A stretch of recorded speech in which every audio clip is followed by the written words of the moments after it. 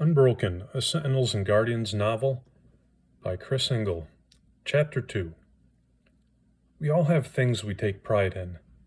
I, for example, took pride in my wit. As a young kid, I had little else going for me, but I always had something to say. And there are moments in life that spring upon us, catching us unaware, that practically demand a fitting wisecrack be made. I tried to always make the most of those opportunities.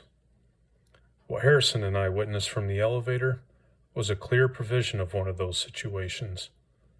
But words failed me. I could only stand there bewildered and repeat, "Told you so." Slack-jawed and way past bored, Harrison just bobbed his head in silent agreement. I got out my phone. After removing the earbuds and stuffing the cord halfway into my pocket, I snapped a picture. My brother had to see what he was missing. Framed perfectly by the parted elevator doors, a man stood against the opposing wall like one of those weird postmodern living art pieces. Clean-shaven with his black hair combed straight back, I recognized him as the same man that had curled his lip at me outside. He had a fist pressed to his flushed face and his other arm fully extended, holding out his cup of coffee, as though he were offering it to the stone bust of some important old guy. His briefcase lay discarded near his feet, broken open amidst a scattering of papers. And I should probably mention that his coffee arm was frozen in a block of ice from knuckles to elbow, gluing him to the wall, and his pants were pulled around his ankles while his belt dangled from the fist covering his face. All in all, it was shocking. I would never have pegged him as a Tweety Bird boxers kind of guy. Harrison began, then cleared his throat. You okay, Carl? He figured out how to move his legs before I did and hurried over to examine the ice encasing the man's arm. How did this happen? Get me out of here, Carl demanded. He gave the ice a sudden, frustrated whack with his belt buckle and nearly clipped Harrison in the process.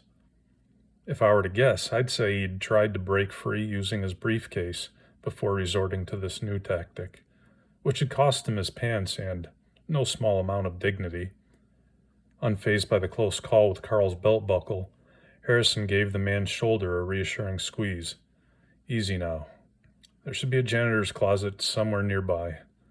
I'll find something to help free you. How did this happen? I got out of the elevator and this little girl comes running right at me.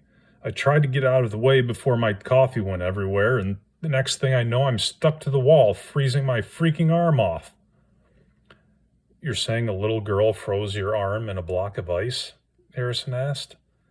Carl sputtered a bit.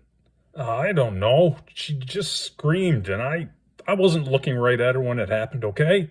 I was just trying to avoid a collision. I didn't see how she did it. All right, just hang in there. I laughed at the security guard's choice of words, then tried to look sheepish about it when Carl glared.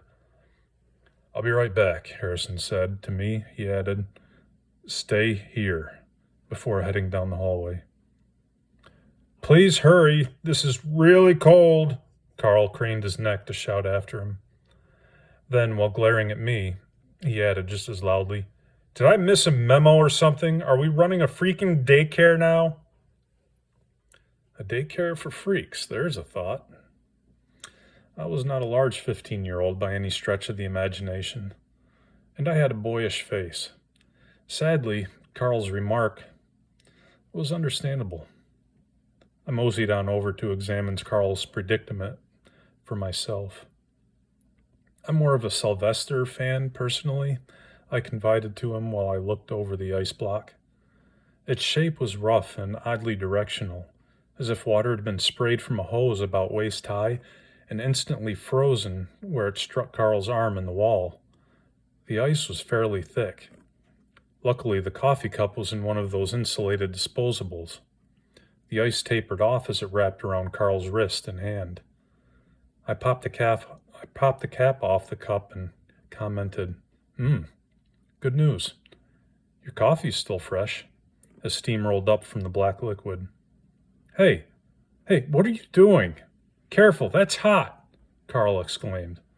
I ignored him and continued to squeeze the coffee cup while tipping it back toward the ice. Coffee spilled out and pooled up between the ice and the wall. So far, I was missing his hand. A minor miracle. After a few seconds, I was able to pull the cup free.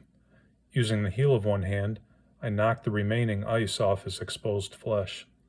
Frostbite would be no joke.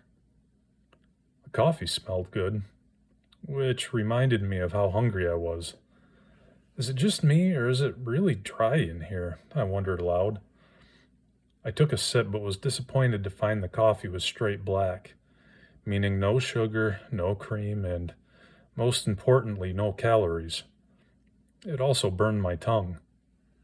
What do you think you're doing? Carl demanded. Who are you?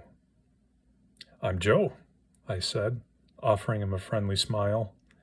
He missed the pun as I started pouring coffee along where his arm met the wall. Come on, you're going to ruin my suit, he complained. Then his eyes widened. He tried to pull back from me. Needless to say, he didn't get very far. His voice got real gentle, real quick. You're not like her, are you? Get away from me. I tilted my head. His eyes got shifty and he looked away. I let the moment stretch before saying, You did see what happened, didn't you? No, Ow! Sugar cookies, my bad. I cursed and apologized. I'd accidentally dribbled coffee onto the back of his hand. It really had been an accident. A convenient accident, but an accident nonetheless. Please, don't hurt me. I've got a family. Chill, Carl, I said. That pun went right over his head, too. But in his defense, he was quite literally caught with his pants down. Hardly fair circumstances. I'm here to help.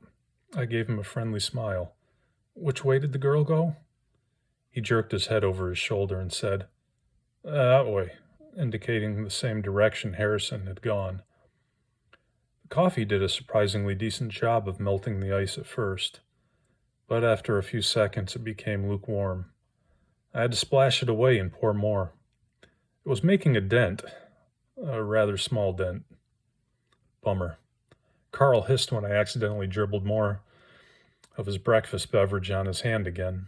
I wiped it away and blew on it for a second. See what I'm doing? I asked him. Yeah, I think it's working. Good, here. I held out the cup until he dropped his belt and took it from me. Good thing you got the extra large. Looks like you're going to need it. I made as if to go, but Carl's voice pleaded, Wait, you're not going to leave me here. Didn't you just tell me to get away from you? Besides, I've got to find that girl. She might be in trouble. I've been here too long already. I took a few steps away.